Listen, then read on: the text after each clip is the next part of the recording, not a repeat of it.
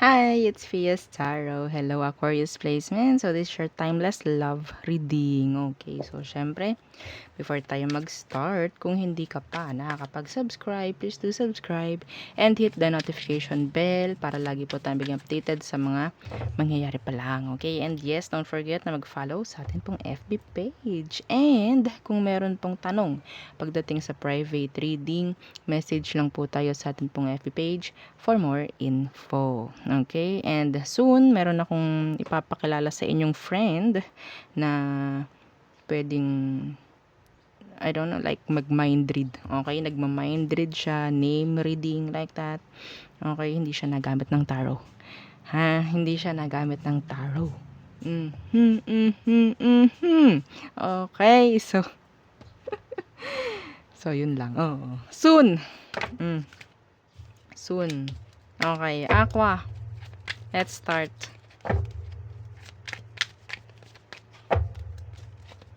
Okay.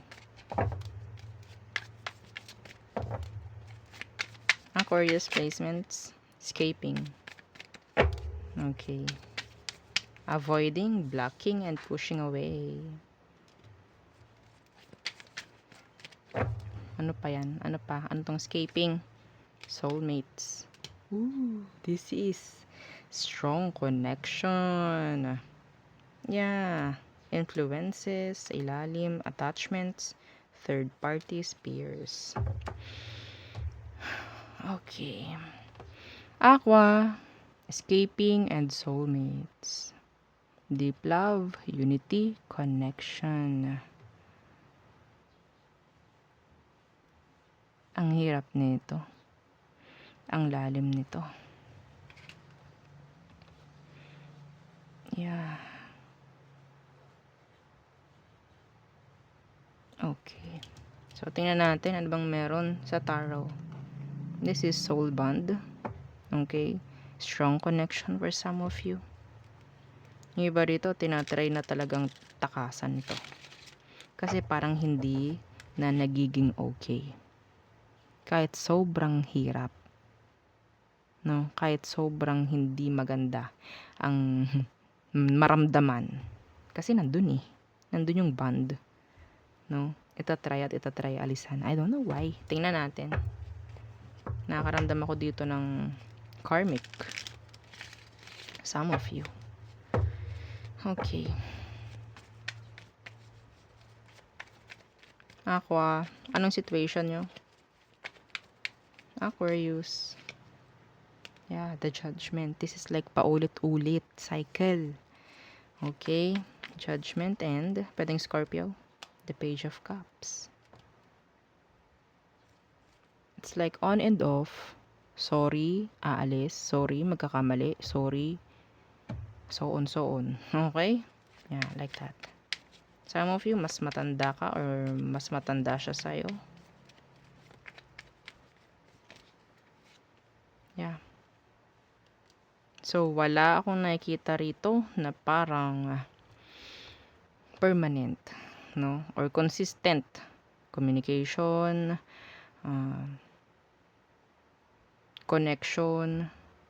Okay? Yes. The Page of Swords, Universe, some of you mayroong stalker.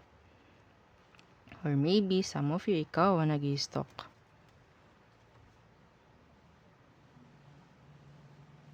Meron ako nararamdaman dito na parang gusto kong malaman mo na masaya ako kung ano man ang sitwasyon ko ngayon. Because of the ego. Yes. So, wala akong makita rito kung ano talaga ang situation. Maybe talagang on and off kayo or pwedeng meron ditong separation. Tingnan natin. Okay. Ano bang meron pagdating sa taong to? Aqua. So, a lot of water sign is here. Cancer, Scorpio, Pisces. Pero Scorpio ang nandito. And water sign. No? Anong meron sa taong to? Aqua. The Six of Pentacles. What's with the Six of Pentacles? Mahilig magbeg. The Seven of Pentacles.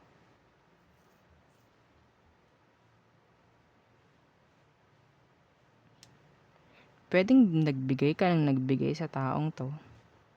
Nag-invest ka sa kanya. Okay? Para lang siguro ma-fix, no? Pero na-prolong lang. Okay? Yung parang separation. Para lang ma-prolong, oo. Yung situation or yung connection, gagawin lahat para sa kanya. Okay? Ano bang emosyon niya? Anong emosyon nito? Para sa'yo. Pwedeng earth sign? Taurus, Virgo, Capricorn. Okay. Anong emosyon niya towards you? Aqua. They missed you. The Six of Cups. This is a past person. Yeah, Six of Cups and the Hanged Man in reverse.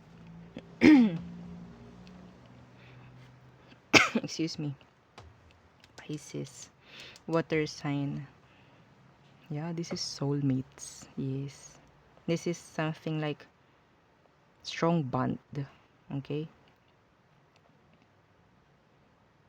Namimiss ka, pero gumagawa siya ng paraan para hindi ka mamiss. Gumagawa siya ng paraan. Nilalabanan niya yun. Yes, avoiding, pero deep love. Connection. Yeah. Bakit niya tinatry? Bakit ba kayo nagkaroon ng separation? Yung isa kong nakikita ritong dahilan is because of the on and off. No leveling up. Immature yung isa. Okay? So, tingnan pa natin. Ano ba yung dahilan ng breakup nyo? Or ng separation nyo? Yeah, this is a past person. Okay, anong dahilan? The Five of Pentacles. The issue. May issue. Okay, the Justice is here. Some of you may legal situations. Okay, may legal situations. Yung iba rito, talagang ibinigay lahat. Nagkandaubos na, pera, love, effort. Yeah. Okay? Pero, nakikita ko, ang ang nakarelasyon nyo is hindi naman siya ganoon ka focus pagdating sa connection nyo. Okay? So, ngayon, namimiss ka. Namimiss lahat ng ginawa mo. Yeah, namimiss niya. Okay, tingnan natin.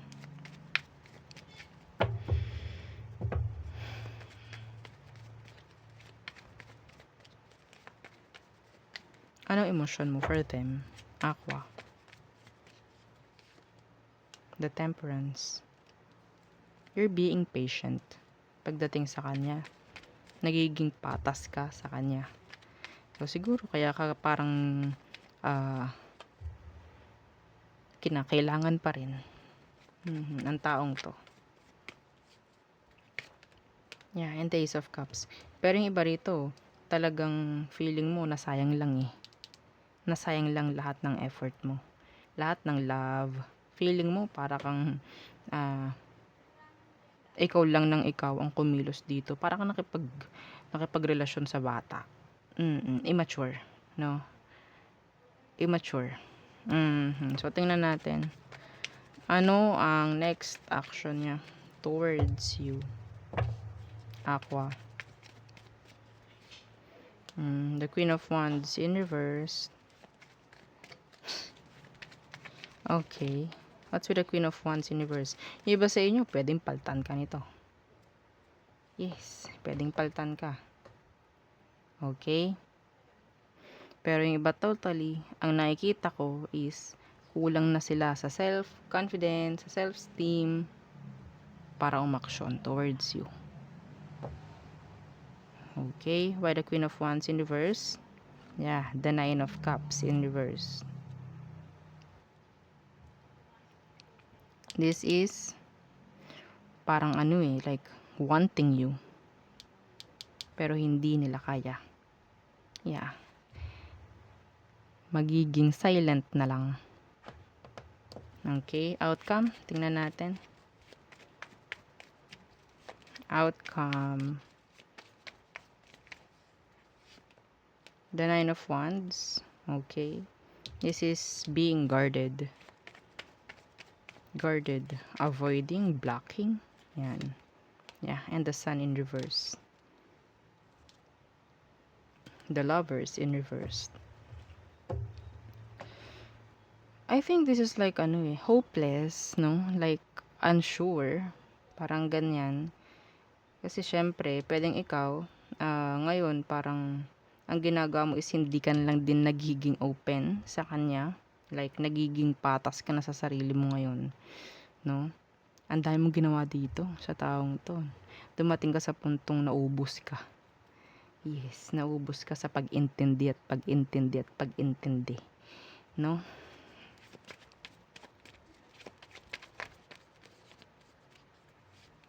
Yeah, the Queen of Cups. So, this is self-love. Self-love. Yeah.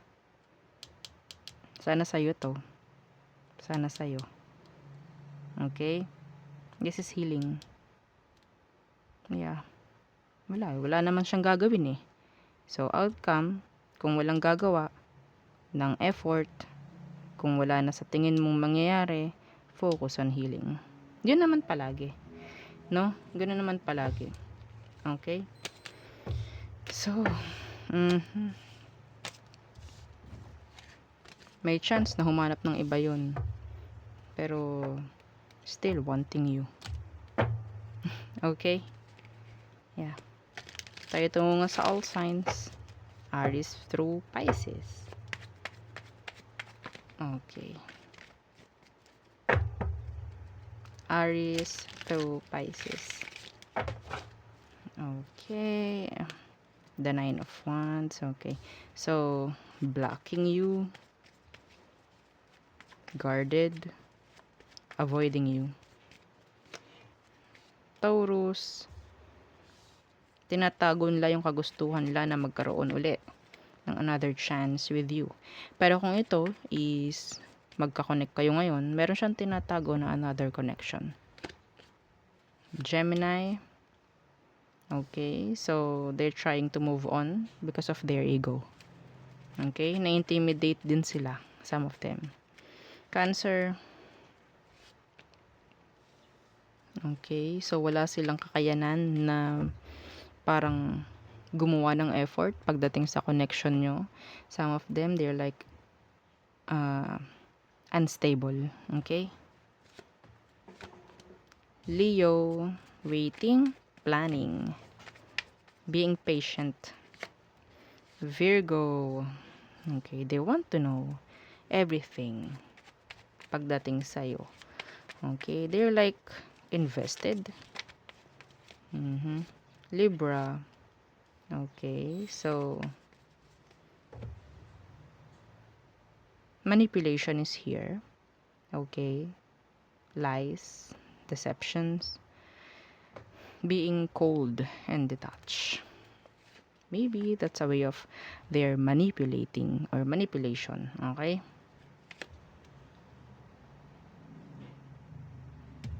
Scorpio. Gusto lang bumalik. Gusto lang makipagbalikan nga.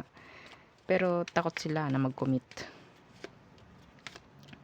Sagittarius. Okay. Hang on. Okay. Sagittarius. Focusing on self-love. May emosyon. May emosyon pa rin siya hanggang ngayon sa'yo. Pero, yeah, some of them, pwedeng gusto nilang mag-sorry. Okay?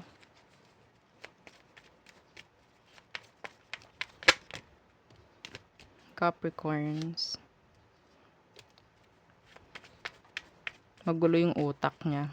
Hindi niya alam kung makikipag-commit ba or hindi. Like that. Juggling. Aqua. Avoiding you. They want to heal.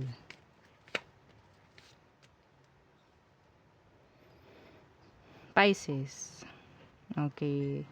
tinatalikuran ka na niya, no actions, no movement pagdating sa kanya. Okay, some of them pwedeng meron namang in-entertain na iba. Okay? So there, yun ang ating reading for you, Aquarius placement. So thank you. Bye!